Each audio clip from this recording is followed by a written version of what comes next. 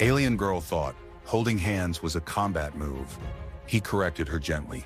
Kalen braced his hand against the descending platform, feeling a low vibration humming up through his bones. The air had already changed. He tasted it in the back of his throat, ancient dust, metallic bitterness. Something alive and watching. The luminous city above was vanishing behind kilometers of rock and metal.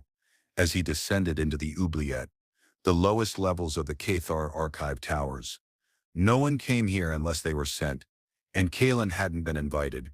He'd been thrown down here because a diplomat died on his watch. Now he was the human that failed first contact, the disgraced security officer reassigned as a last-ditch salvage attempt. They hadn't used those words exactly, but the silence of the Cathar delegation after the incident said enough. Their eyes didn't blink, their voices didn't rise, but when they sealed the platform behind him with a single word, evaluation, he understood perfectly. This was a test, or a trial. Maybe both. The platform stopped with a gentle hiss. For a second, he didn't move. The silence down here felt absolute, like sound itself was too afraid to echo. The space beyond the platform was vast, dim, and strange. Pillars stretched toward a ceiling he couldn't see, and between them stood crystalline structures that shimmered faintly in the low light. They looked like data cores or tombs, or both. Kalen stepped forward, his boots scuffing softly against polished stone. Then he saw her. She emerged from between two massive shelves like a shadow with a pulse. Her movement was sharp, too smooth, every step efficient. She was tall, taller than him, and inhuman in all the ways that mattered. Her limbs were elongated, joints more flexible than they should be. Her skin was smooth and cool-toned, with swirling bioluminescent patterns that pulsed silver blue, like a living constellation. She wore a dark tunic belted at the waist, and from her hip hung something that might have been a weapon, or a symbol, or both. "You are Kalen," she said. Her voice was low and resonant, like a cello note struck in an empty cathedral. Not a question, an observation, a judgment. "That's me," he said, resisting the urge to fidget. "And you are?" "I am Vera of the Silent Line, your evaluator." She didn't move closer. Her gaze, multifaceted and slightly reflective, didn't blink. Kalen felt a strange pressure in the back of his skull, like she was listening to things he hadn't said. He tried to keep his tone light. "So, evaluation. Is there a written portion, or do I just run an obstacle course while you stare like that?" "Your emotional resonance, physical adaptability, and cognitive modulation will be observed. This archive level responds to frequency-based input. Your presence is anomalous, potentially useful." "Anomalous," Kalen repeated, rubbing a hand through his hair. "That's polite. The death of your ambassador was not." Kalen winced. "Yeah, heard that part already." She turned without comment, moving deeper into the archive, her back straight and posture impossibly still. He followed his footsteps, loud in the hollow quiet. He didn't know if this was punishment or a second chance. Maybe both. As they walked, he couldn't help but try again. "These crystals, memory storage, they are resonant vaults. They contain not only data, but emotional imprint, cultural recall, sensory patterns, memories of the line." "Cool," he muttered. "Just walking through the brains of your ancestors. No pressure." Vara stopped abruptly, pivoting toward him. "Your species has no resonance capacity. You are not meant to interface. You are here because your biofrequency is disruptive. We seek to test its application. So I'm a bug in the system. Good to know. You are a potential stabilizer. The infestation is corrupting our frequency field. Your absence of alignment may allow penetration without collapse." "That's the nicest way anyone's called me out of tune," he said. "So, what now? You zap me with crystals until I vibrate right." "The first phase is environmental. Observe and report." She gestured toward a broad circle on the floor. Subtle distortions shimmered in the air, like heat haze over ice. Without warning, the air dropped 10 degrees. A biting wind howled through the vault. Snow whipped out of nowhere, slicing sideways into Kalen's face. The silence broke like a bone. He staggered back a step, squinting against the onslaught. "Oh good," he gasped. I was missing a near-death experience. Vera didn't move.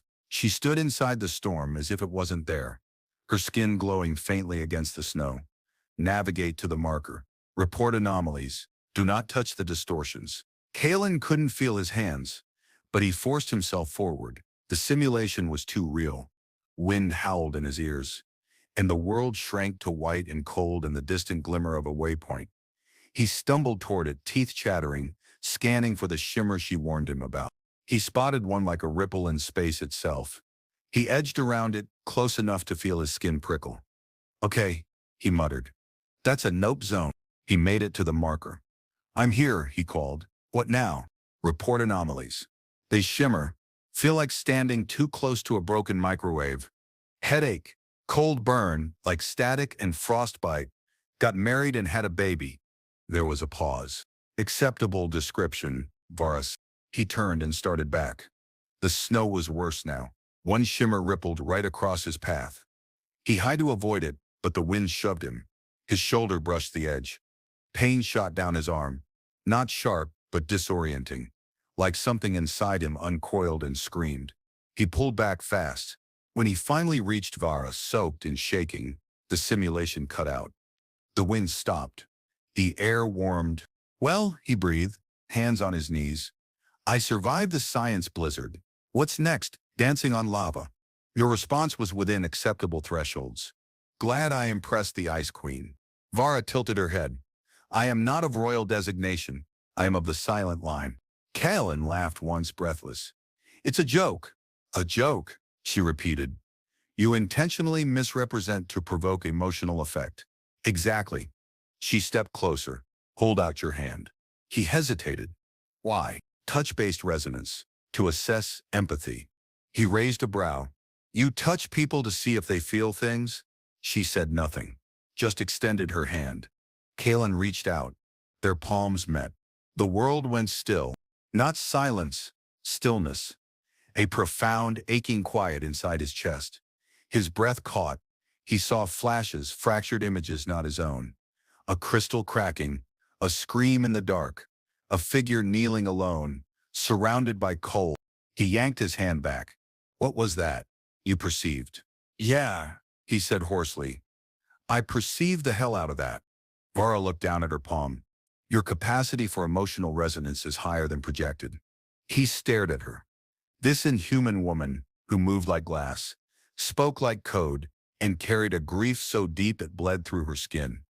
"Yeah," he said. "Holding hands usually doesn't feel like existential despair. Just so you know." The silver light on Vara's skin pulsed, slower now. "Your custom. Holding hands. Explain it." Kalen exhaled, still catching his breath.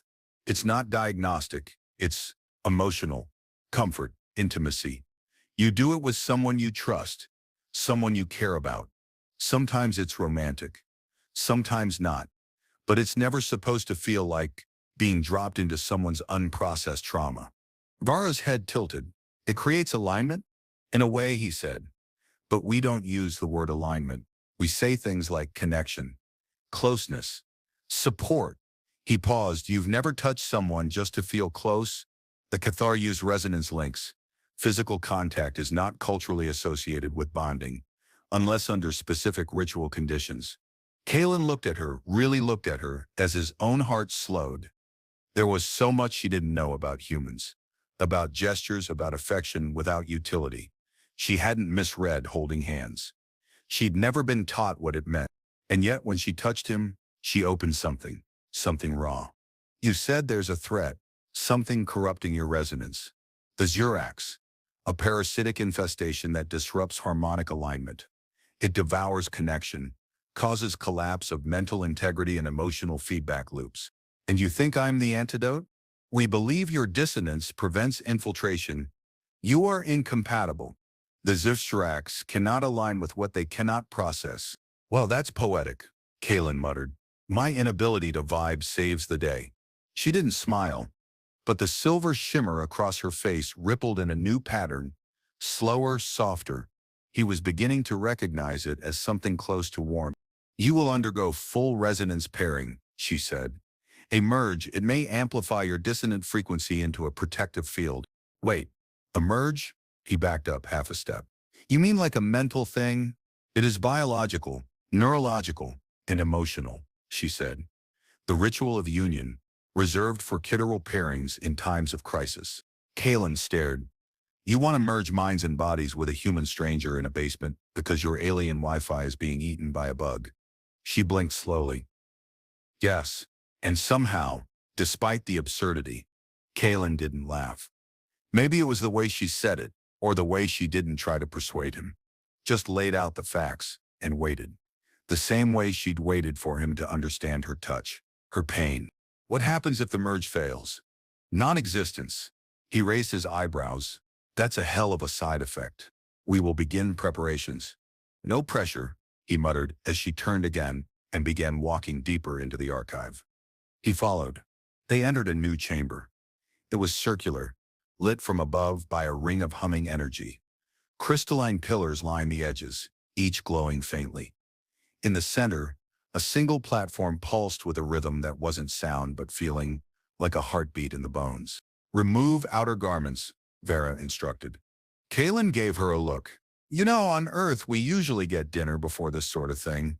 She said nothing, just disrobed with quiet efficiency, revealing her form beneath the tunic, tall, sculpted, her skin glowing with living circuitry. It was beautiful and utterly alien. Kalen swallowed and stripped down to the soft fabric underclothes they'd given him earlier. He sat across from her on the platform. The resonance crystal will guide the merge, Vera explained. Place your hand here, match breath. Do not resist emotional influx. Kalen placed his palm on the crystal. Vara did the same. Heat surged up his arm. Not physical heat, emotional heat. A flood of sensation and memory poured through him. Her memory. He saw the Zrax, the way they slithered through energy streams, devouring bonds, hollowing minds. He felt the weight of command pressed on her too early, the silence of being surrounded but always alone. Her fear masked as duty, her grief hidden beneath logic. Then she felt him. She saw the ambassador die again, through his eyes. Felt the guilt, the demotion, the exile to the place. But she also felt his stubborn resilience, his humor, his refusal to lie down and disappear. Their pulses matched, their breaths synced, the glow of the chamber flared brighter. The merge was working, but something else happened too. Their bond, meant to amplify dissonance, was doing more than that. It was shifting into something intimate, something undeniable. The emotional flood wasn't just strategic, it was vulnerable, sensual, alive. Vera leaned forward. Her hand slid over his chest, fingertips resting on his sternum. Kalen felt the touch like a chord struck deep inside him. We are aligning, she whispered. Do you feel it? He nodded, voice gone. Her face hovered inches from his. The final step is full convergence. Kalen didn't ask what that meant. He knew. Their hearts were pounding, their hands were shaking, and their bodies already mirrored one another in posture and tension. She reached for him again, not for the crystal, but for his face. Her touch was soft now, reverent. Kalen moved too, bridging the last space between them. The kiss was not human. Not entirely, but it held everything they hadn't said. The ritual of union had begun, and it wasn't about survival anymore. It was about choosing not to be alone, about finding someone however strange, however unexpected, who made the silence bearable. They became one, not because they had to, but because they needed to. The merge wasn't just survival, it was a beginning. The resonance chamber pulsed around them like a living heart, responding to the merge not with violence or collapse, but with mounting energy. Kalen's breath hitched as the warmth between them built into something sharper, charged, vibrating, impossible to ignore. Vara's hands trailed down his arms, slow and precise, her touch mapping him like a schematic. But she wasn't analyzing anymore. She was feeling, trusting, inviting. He responded without thinking, guided by instinct in the quiet rhythm between them. His hand found the small of her back, skin cool and smooth, and he drew her closer, her body folded against his, taller and leaner, but fitting like the space had always been meant for two. Her glowing skin reacted to every point of contact, pulses of silver racing under his fingers, triggered by sensation, emotion, and something deeper they hadn't named yet. This wasn't human lovemaking. It wasn't just arousal and touch. It was resonance. Their bodies moved with the rhythm of a shared frequency, every gasp and shift feeding the crystal between them. When Kaelin kissed her again, her lips were soft but unfamiliar, her breath laced with ozone. She trembled, a tiny vibration that matched the hum beneath their feet. And then she pressed into him with need she didn't know how to express in words. The union deepened, not just physically, but psychically. Images surged through them again. His childhood memories, her first command, moments of shame, joy, grief, their identities wove tighter. The chamber reacted with bursts of light, resonant streams curling around them in arcs, like lightning made of thought. Her hands roamed his back, down to his hips, her body guiding his without hesitation now. Their bond wasn't just energy, it was desire, raw and insistent, drawing them into completion. Kaelin felt her legs wrap around his waist as he lowered her onto the warm crystal platform, her bioluminescent patterns spiraling in frantic cascades across her body. His own skin felt electric where they touched, every nerve tuned to her. When he entered her, it was not with dominance or submission, it was gravity. The sensation pulled them under. There was no hesitation, no awkwardness. She accepted him with a sharp, breathless sound, her fingers gripping his arms like she needed him to stay, exactly where he was inside, real here. They moved as one, bodies locked, hearts sinking beat for beat, pulses echoing through the archive's crystalline vein. She arched beneath him, not with theatrical moans, but with a fierce, involuntary response, an alien gasp that sounded like starlight fracturing.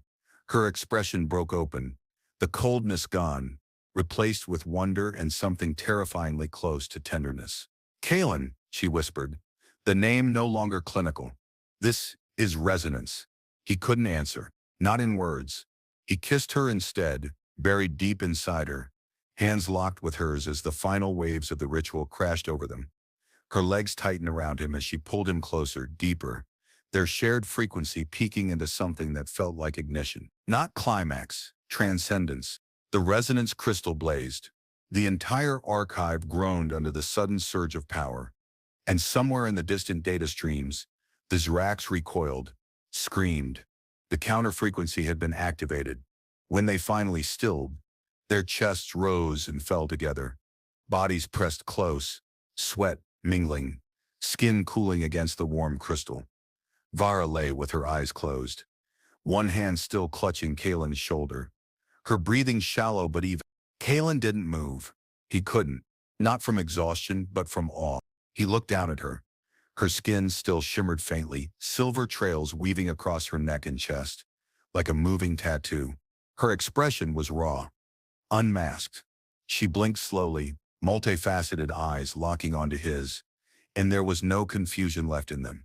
Are we alive? He asked, voice rasping. We are bonded, she said softly. Irrevocably. Kaelin reached up and touched the spot over his heart. It was burning, but not in pain. There was a mark now, an imprint of her pattern etched into his skin with resonance. It pulsed with a low, steady thrum, like a second heartbeat. He looked back at her, stunned. You did that? Our bond did, she said. You are of the line now. Permanently connected to the archives. To me. He laughed softly. So what? We're married now. Her brow furrowed. I do not understand. It's a human joke. Again. She blinked once, then nodded. Understood. But the expression on her face lingered. Warm, contemplative. Maybe even shy. They stayed there for a long time, tangled together on the glowing platform, listening to the steady hum of the restabilized archive. The world had not ended.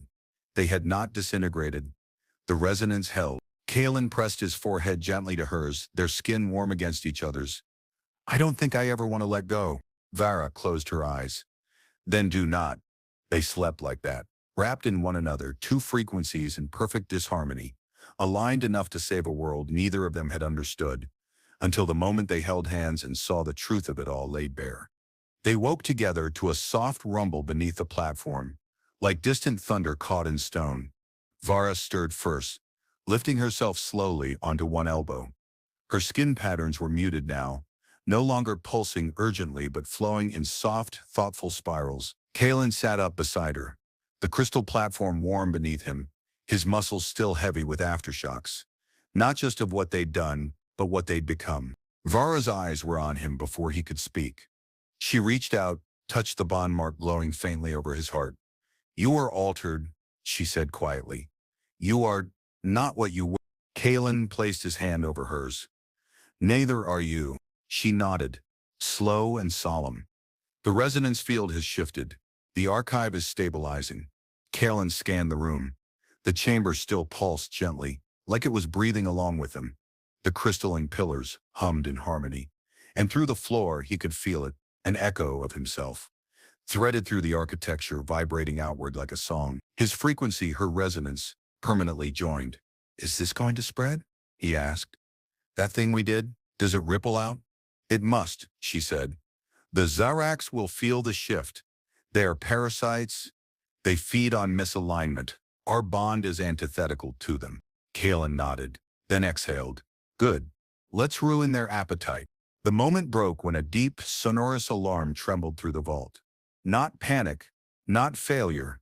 A signal, a change. Vera stood quickly, movements sharper now, more like the soldier he'd first followed into the darkness. She dressed with swift precision. Kalen followed suit, sliding into the soft garments they'd arrived in. He looked different now, felt different. He was still Kalen, but not only Kalen. They left the ritual chamber in silence, moving together through the long corridor of memory crystals and glowing pylons. Guardians met them at the edge of the central vault, Cathar soldiers in dark robes, their skin patterns flickering with uncertainty and awe. Behind them, more figures stood waiting. Council members, elders, representatives from rival lines. All of them turned to look at Kalen. He stood taller than he expected to. They saw the bond mark, and the archive's glow rippling in his aura, and they did not speak. Vera stepped forward. The ritual was successful. The infestation is disrupted. One of the elders stepped forward, a tall figure whose skin patterns shifted in deliberate, slow pulses. "We felt it," he said. Across the upper spires, the tremors of alignment, the anchor crystals stabilized. Another voice, sharper, female, called out from the crowd. "But at what cost? A human bonded into the line? No preparation. No council consent." Callan stepped beside Vara before she could speak. "With all due respect," he said, "your line was collapsing. My presence might have been an accident. But the bond wasn't." Murmurs rippled through the gathered aliens. The elder who had spoken first raised a hand, silencing them. His gaze swept over Kalen, then settled on Vara. "You did not consult the council. But the resonance does not lie. It recognized the bond, marked it. Your connection is stable." Vara inclined her head. "It was not a choice. It was a necessity.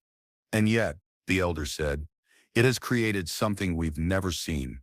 A harmonic hybrid, an anchoring conduit of alien frequency. The Zirax will adapt. But now, so will we." Kalen felt the weight of those words. He wasn't just bonded. He was a precedent, a threat, a possibility. "Then what happens next?" he asked. "You cannot return to Earth," the elder said simply. "You are no longer purely human, and your frequency is vital. Others will seek to exploit it. We will form a new vanguard, a task force built around your bond." Kalen turned to Vara, saw the tension behind her eyes. "You knew this was coming," he said. "I did," she answered, "but not how it would feel." They returned to their quarters that night, not the cold cell Kalen had first been assigned, but a parrot space bathed in low-resonance light, tucked within the upper levels of the archive. He stepped onto the balcony and looked out at the towers of the Cathar, the silent city humming with life. Lights blinked along spires like stars in reverse, and the sky above pulsed with strange colors. Vara joined him.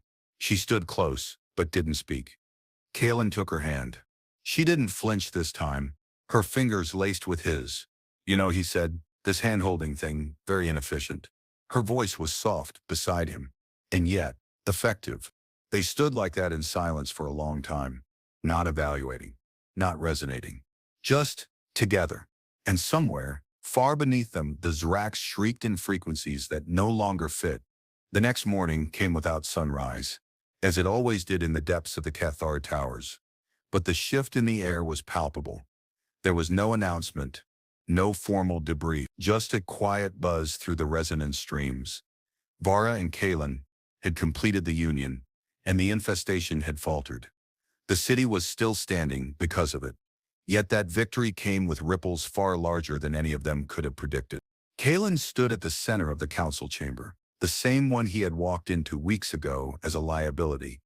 Now he was something else, something undefined, a disruptor made sacred. Around him stood figures from rival bloodlines, some curious, some skeptical, all very aware that tradition had just been upended. A younger member of the Crimson Line stepped forward, his posture stiff with tension. If his resonance is now compatible, then he can access our archives. No, Vara said quickly, her voice like iron wrapped in velvet. Compatible is not the same as attuned. He is bonded to the silent line alone. Forcing access risks shattering the merge. Kalen lifted his chin. I'm not here to raid your memories. The Crimson representative didn't blink. You're here. That's enough of a threat. Kalen smiled, but there was no warmth in it. Then maybe it's time you updated your threat index. A ripple of resonance flickered across the room. Not fear, respect. A few of the older council members nodded. They'd seen enough of the Zrax to understand that arguing bloodline politics was a luxury of a safer time. Kalen didn't care about their traditions. He cared about the sound Vara made when she woke up breathing steadily beside him. He cared about the ache in his chest when he looked at her and remembered how alone she used to be before him. And now that bond, their bond was a front line, not just for the Cathar, but for whatever fragile hope they had left. Outside the chambers, preparations had begun. The infestation hadn't ended. The archives were stabilized, yes, but only for now. The Zark were still out there, crawling through data streams, infecting resonance matrices, consuming the connective tissue of the Cathar civilization. So a new team was formed. Not a battalion, a pair. Vara and Kalen would travel to outlying resonance beacons, anchor nodes, memory vaults, places the Zrax had touched but not yet consumed. They would test the limits of their bond, push it, weaponize it, and if they succeeded, they'd rewire more than crystals. They'd rewire what it meant to belong. In the weeks that followed, they trained in silence and noise. They studied data together in a private chamber near the central vault. They sparred in gravity voids that made Kalen feel weightless and Vara feel free. They slept in the same bed, tangled and fused not just in skin but in purpose. She still didn't understand every human joke. He still couldn't pronounce half the names in the archive's resonance index. But they understood each other now, in a way that made language irrelevant. One night, in the haze between sleep and wakefulness, Kalen stirred as Vara traced the lines of his bond mark with her fingertips. Does it still ache? She asked. He shook his head. Not ache, just echoes. She was silent for a moment. You gave up your planet. I was already losing it, he replied. Gave me nothing back. You gave me purpose, and someone who listens even when I'm not talking. Vara's voice dipped to something only he could hear. You gave me silence that doesn't feel empty. He reached for her hand. You thought holding hands was a combat technique. Her skin warmed under his touch. And now I know better. In the months that followed, stories about them spread beyond the Cathar towers. Small outposts, once thought lost, began lighting up again. The Zrax backed away from resonance fields infused with human dissonance. Messages returned. Civilizations blinked back to life. The bond worked, but it also changed things in ways no one expected. Lines that had once held strictly to blood and resonance began questioning what defined connection, who belonged, what survival truly required. And still, through all of that, Kalen and Vara returned each night to each other.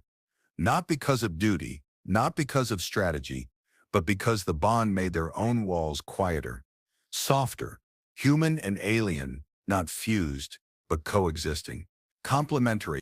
One night, deep in the void between beacons, Kalen looked at her across the flickering light of a portable resonance torch.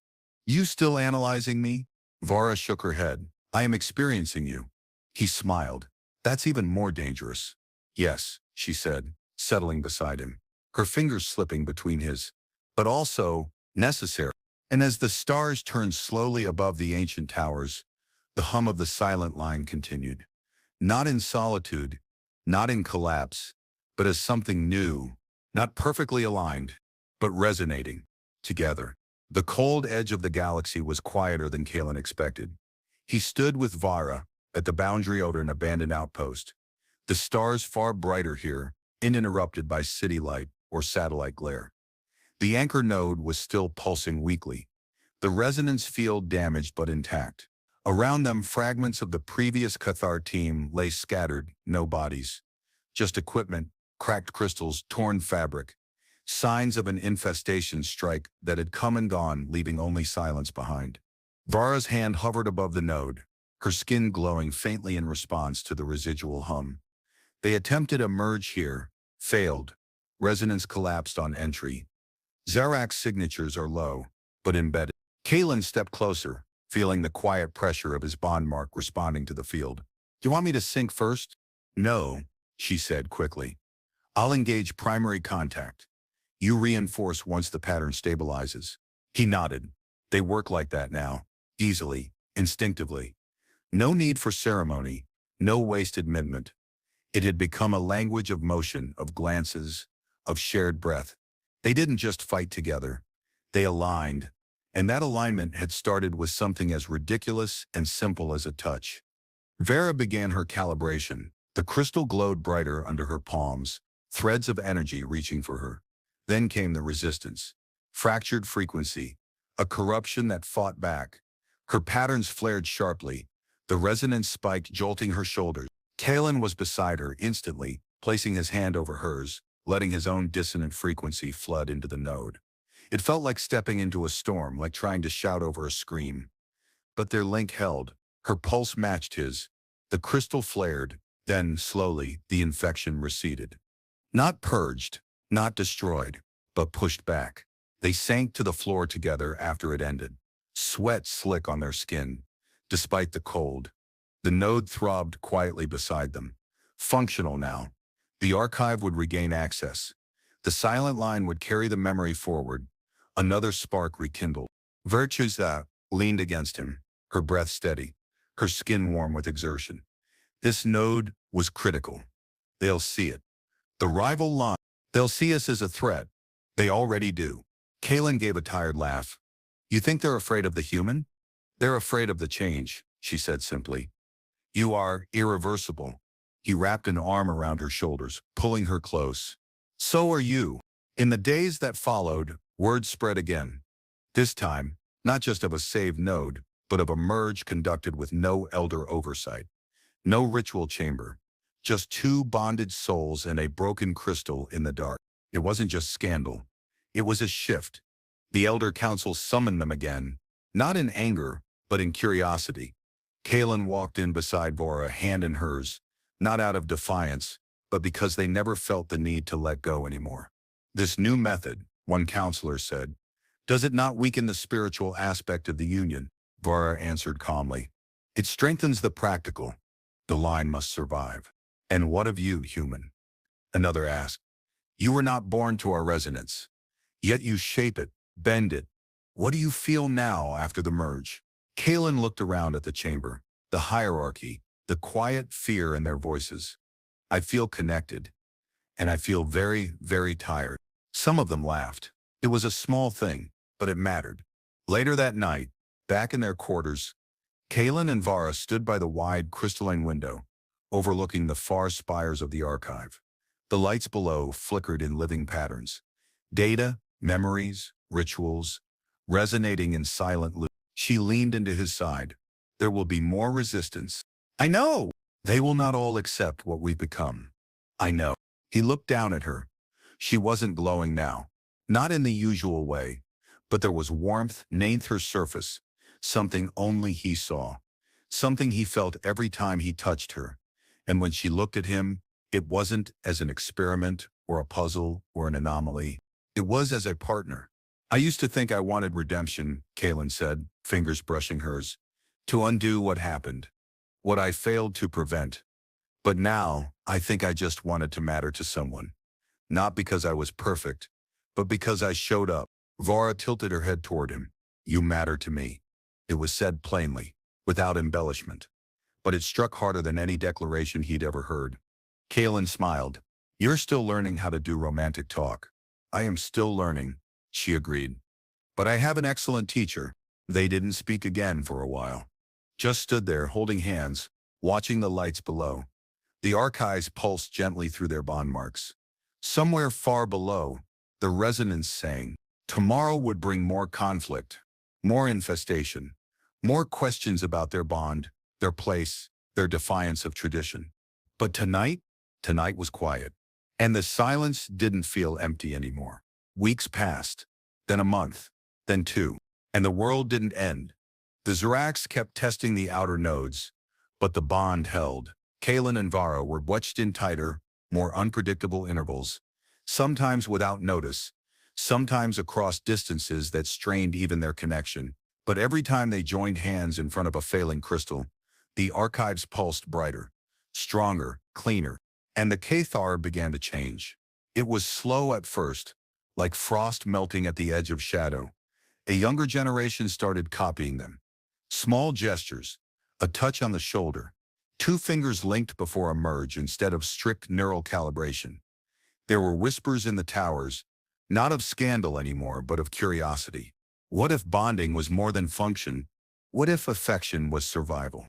Kalen watched it happen the way you watch dawn, gradual, inevitable, and still surprising. He didn't ask to be a symbol.